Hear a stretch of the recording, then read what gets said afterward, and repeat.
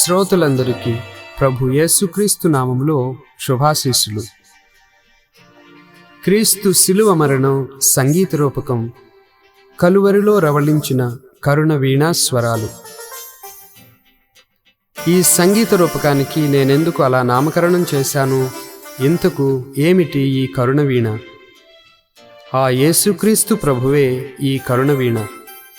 ఆయన హృదయం కరుణాపూరితం, ఆయన స్వరం సుధామధుర వీణానాదభరితం. కరుణామయుడగు ఆ యేసుక్రీస్తు ప్రభువు కలువరిగిరిపై తన శిలువ మరణ తరుణంలో వీణావాణి అయి రవళించారు. సకల మానవ ఎదలపై పన్నీటి జల్లు కురిపించారు. అందుకే ఆయన కరుణ వీణ. మానవ పాప పరిహార బలిపీఠమే ఈ శిలువ. సకల లోక రక్షణ యాగమే ఈ శిలువ మరణం. ప్రేమకు నిలయం, పుడమికి శరణం ఈ శిలువే. పాప క్షమాపణం, పాపికి మోక్షం ఈ శిలువే. నరుల జన్మస్థానం, పరలోక ప్రాణదానం ఈ శిలువే. అట్టి ఆ శిలువ సింహాసనంపై ఆ క్రీస్తు ప్రభువు రాజులకే రాజుగా తేజరిల్లాడు. ఈ జగతిలో జన్మించే ప్రతి ఒక్కరూ జీవించటానికై జన్మిస్తే, జగద్రక్షకుడు యేసుక్రీస్తు ఒక్కరే మరణించటానికై జన్మించారు. కానీ తన మరణంలోనే పరలోక జననాన్ని, తన మృత్యువునందే నిత్య జీవాన్ని నిక్షిప్తం చేశారు. మరణ సంకేతమైన మహాశుక్రవారం లేనిదే మానవ రక్షణ అయిన పాస్కా ఆదివారం లేదు. ముండ్ల కిరీటం దాల్చనిదే మహిమా మకుటం దొరకదు. శిలువ మరణం పొందనిదే తులువ ధరణి భాసిల్లదు. విత్తనము మట్టిలో పడి చావనిదే క్రొత్త జీవం పుట్టుకురాదు కదా. క్రీస్తు జీవితం నుండి శిలువను తొలగిస్తే అంతా శూన్యమై మిగులుతుంది. క్రైస్తవం కూడా అదృశ్యమవుతుంది. రక్షణ దుర్లభమవుతుంది. అంత మహిమాన్వితమైనది, అమరజీవన సోపానమైనది ఈ శిలువ. ఆ శిలువ శ్రమలను ధ్యానిద్దాం, శిలువ విలువను గ్రహిద్దాం. శిలువలో నిక్షిప్తమయ్యున్న నిత్య జీవ జలములు క్రోలి తరిద్దాం.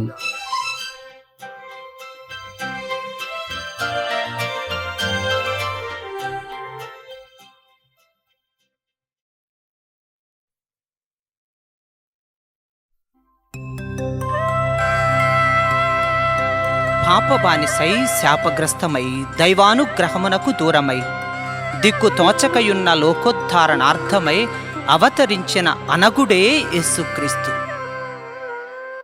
ఆయన 33.5 వత్సరములు ఈ వసుధపై వసించారు. నజరేతు నివాసిగా పిలువబడ్డారు. గలిలయ బోధకునిగా ప్రసిద్ధికెక్కారు. నీటి అలలపై నడిచారు. ఆ నీటినే ద్రాక్షారసముగా మార్చారు. ఒక్క మాటతో గద్దించి భయంకర తుఫానును సద్దుమణచారు. 5 రొట్టెలతో అద్భుత రీతిగా 5,000 మందికి ఆహారం పెట్టారు. చివరికి చనిపోయిన వారిని సహితం తిరిగి బ్రతికించారు.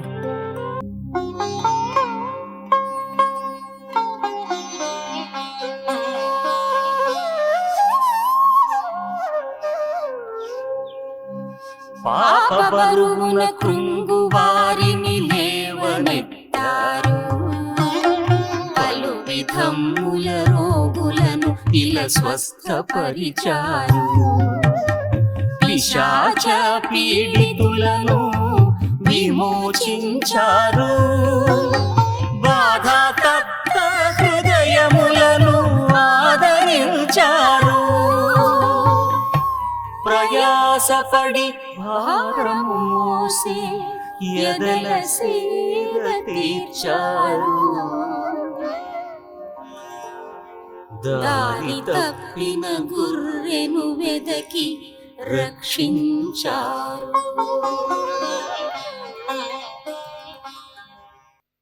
మత మౌఢ్యానికి, సాంఘిక దురాచారాలకు బలి అవుతున్న అబలలను ఆదుకొన్నారు. ధరణిలో దైవరాజ్యాన్ని ఆవిష్కరించారు. దైవాంశ సంభూతినిగా కొనియాడబడ్డారు.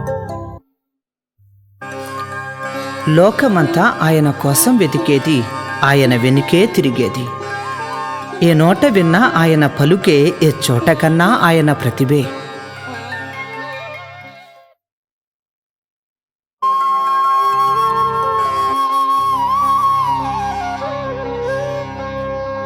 ఆ బాలగోపాలమ్మ అపురూపమూర్తిని ఆరాధిస్తుంటే అసూయాగ్రస్తులైన ఆచార్యమాన్యులు, ద్వేషపూరితులైన శాస్త్రోపదేశకులు, పగబట్టి రగిలే పరిసయ్యులు ఆయనను మట్టుబెట్టాలని కుట్రలు పన్నారు.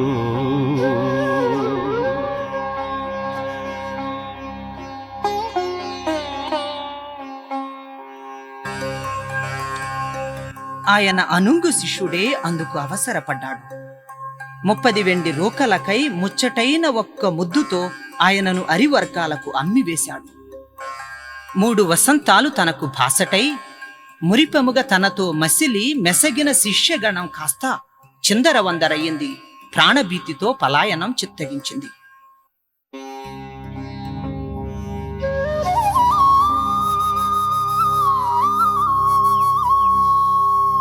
దొంగనువలె దుండగులు తనను బంధించి నిందించి బాధిస్తుంటే శక్తి సంపన్నుడయ్యు మిన్నకున్నాడు. పాపన్నులగావా ఆ కన్నెసుతుడు.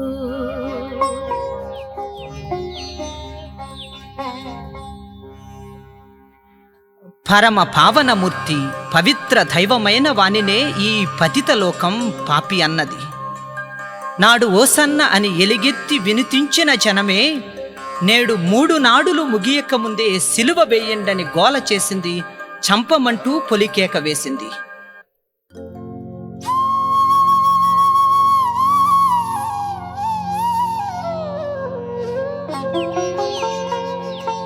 వెలుగును చూచి చీకటి ఓర్వలేదు, జీవాన్ని గాంచి మరణం భరించలేదు.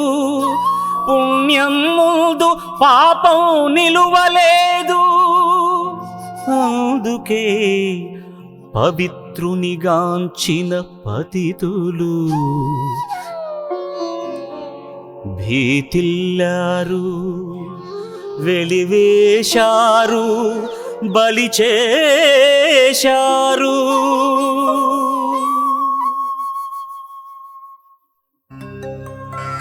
కానీ ఈ సువిశాల విశ్వాన్ని ఒక్క మాటతో శాసించి సృజించిన ఆ ఆదిస్వరం మౌనం దాల్చింది. లోపభూయిష్టమైన ఈ లోక న్యాయం ముల్లోక న్యాయనేతకే అన్యాయపు తీర్పునిచ్చింది.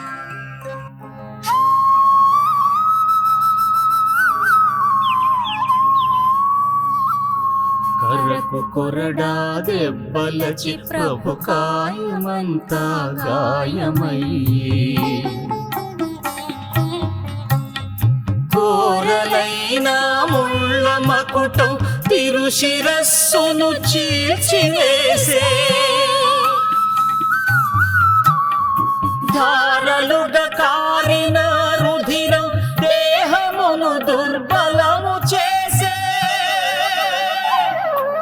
అప్పుడు ఆరంభమైనది కలువరిగిరికి ఆ కరుణ వీణ సిలువ ప్రయాణం.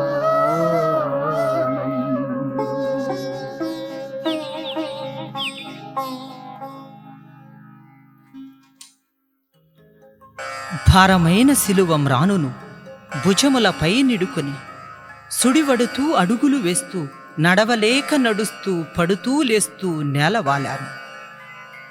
సకల లోకాలను నడిపిస్తున్న నాథుడే నడవ శక్తి లేక నేలకూలడమా? ముల్లోకాల భారాన్ని మోస్తున్న దేవునికి ఈ మ్రాకును మోయుటే దుర్భరము కాగా కురేనియా సీమోనుడు స్వామికి తన చేతి సాయం అందించాడు. కాని నేస్తమా దేవుని చేతిని అందుకొని తానే పెను దీవెన పొందాడు.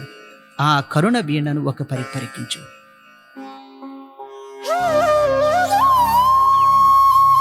రక్తసిక్తమైన దేహము, ధూళి దూసరితమైన వదనము, సకల సృష్టిని సర్వాంగ సుందరముగా మలచిన దైవతనయుని రూపం విరూపం, దైవతనయుని రూపం విరూపం. ఏమీ ఈ వైపరీత్యం, ఎంత దౌర్భాగ్యం! కరుణా కటాక్ష వీక్షణాలను ప్రసరించిన ఆ ప్రసన్నవతనం కురూపం కావటం కాంచి భరించలేని ఓ వనిత సైనిక వలయాన్ని ఛేదించుకొని ముందుకు దూకింది. ఆ ప్రేమామయుని మోమును ఓ వస్త్రంతో తుడిచింది. అంతే. ఆ కరుణ వీణ ఎద కరిగింది, అనురాగామృతధార కురిసింది. ఆ వస్త్రంపై తన దివ్య వదన చిత్రం ముద్రించింది. అమర ప్రేమ కానుకగా ఆమెకు అందించింది.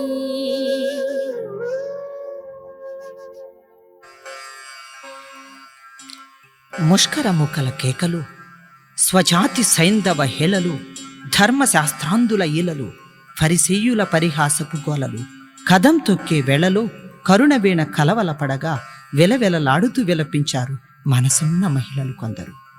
ఆ నారీ లోకాన్ని కాంచి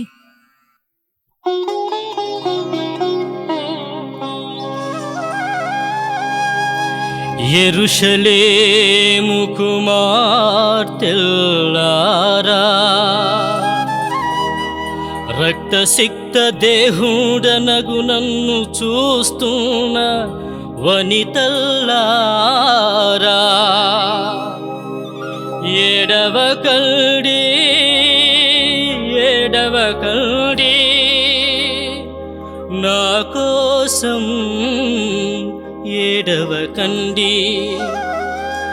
నా సిలువలో నిక్షిప్తమై ఉన్న రక్షణ జలమను వెదకండి.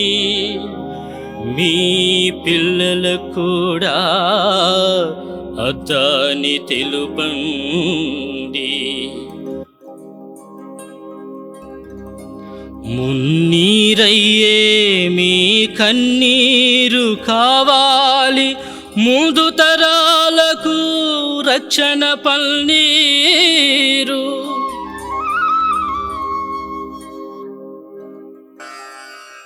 అంటూ ఆలపించింది కరుణవీణ అనునయ స్వరం. మరణిల్చిన ఈ పశ్చిమ్రానే పాప గ్రీష్మంలో ఎండిన మానవ మ్రాకులన్నిటినీ మళ్ళీ బ్రతికించునులే. నా సిలువ కార్చిన జీవజలముతో అవి తిరిగి చిగురించునులే. అపవాదికి మాత్రం సమాధి కట్టండి, అపవాదికి మాత్రం సమాధి కట్టండి అని పలికింది కరుణవీణ అభయస్వరం. కలతామయమౌ సిలువ పైన కలువరి శిఖరము చేరగా ఆ తులువ సైనిక రక్కస మూకలు బలవంతముగా ప్రభుని వలువలను ఒలిచారు. ఆ నిశ్శబ్ద నీరవములో ఆ ఘాతుకుల గాతముల ధ్వనులు ప్రతిధ్వనించాయి. ఇనుప శీలలు ప్రభుని కాలుసేతులను సిలువకు అంటగట్టాయి. కలువరి శిలలు కరిగి కన్నీరయ్యాయి.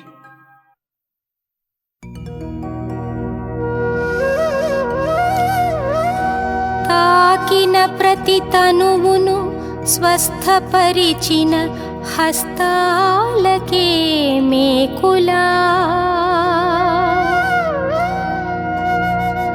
చరించిన ప్రతి తావును తరింపచేసిన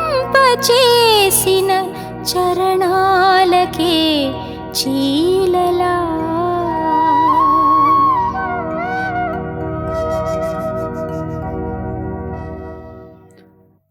ఆకాశం నా సింహాసనం, భూమి నా పాదపీఠం అన్న ప్రభువు కాలుమోప నేలే లేక నింగికి నేలకు మధ్య వేలాడుచున్నారు, మరణయాతన పడుచున్నారు. తనను సిలువ వేసిన శిలాహృదయులు తమ తప్పు తామెరుగుని తివాంతులు, మంచి మనసిచ్చి వారిని మన్నించమంటూ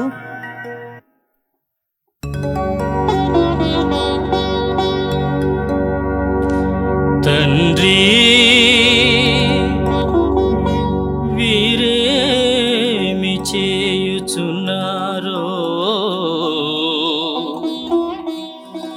వీరు ఎరుగరు వీరిని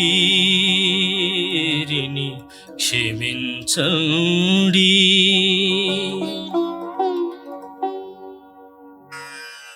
మరపెట్టింది కరుణవీణ క్షమాస్వరం.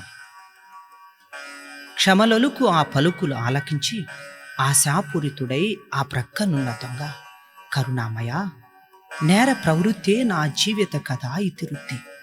నీవు నీ రాజ్యము చేరగానే నన్ను జ్ఞాపకముంచుకో అని మొరపెట్టాడు.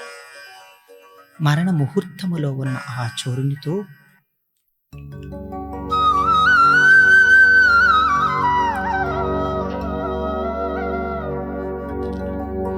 ఈ రోజే నీవు నాతో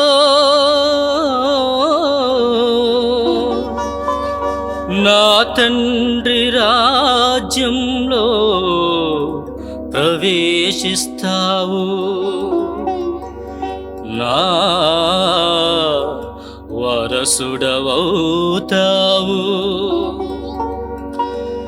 ఇది వాస్తవం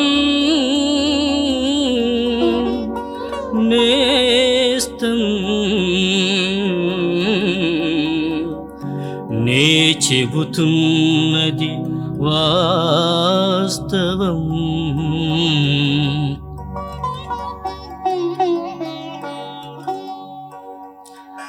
అంటూ పలికింది కరుణవీణ అభయస్వరం. మండు టెండలో మ్రానిపై వ్రేలాడుచున్న మహనీయునికి తీరని దప్పిక కాగా,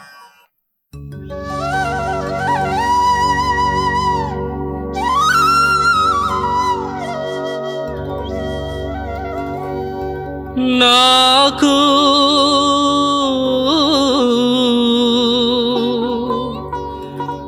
దాహమగుచున్నది.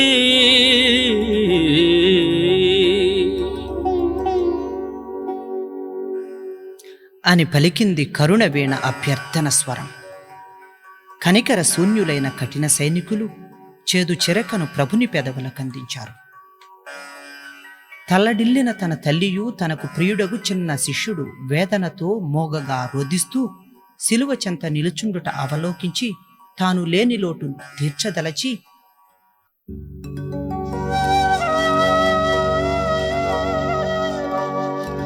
అమ్మా ఇదిగో నీ తనయుడు అనుగుడా, ఇదిగో నీ జననీ. అంటూ అప్పగించింది కరుణవీణ అమృత స్వరం. సిలువలో వ్రేలాడుచున్న దేహభారం దుర్భరమవుతుంటే, నరనరాన నిస్సత్తువ ఆవహిస్తుంటే, ఎద లోతుల్లో ఏదో వేదన ఎగదన్నుతుంటే ఎలుగెత్తి,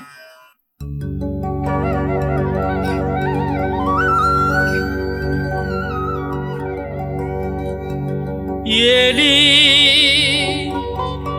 ఏలీ లేమా సభక్తాని, నా దేవా నా దేవా నన్నేల చేయి విడిచితివి.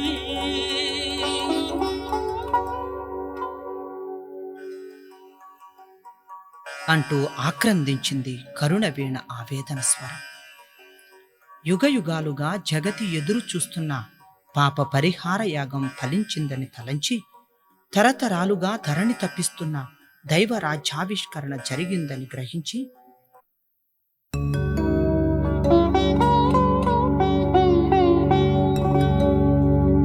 అంతా సమాప్తమైనది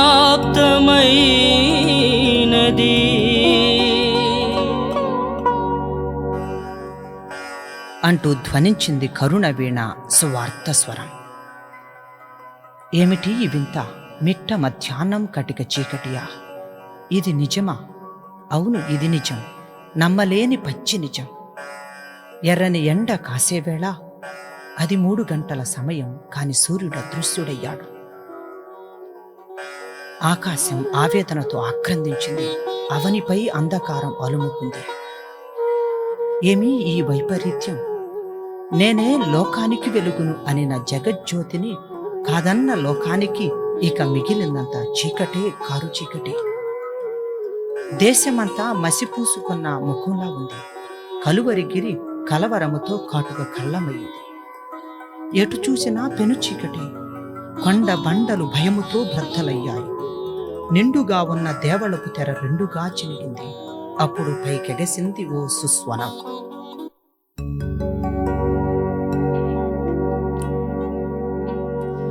తండ్రి, నా ఆత్మను నీ చేతికి అప్పగిస్తున్నాను.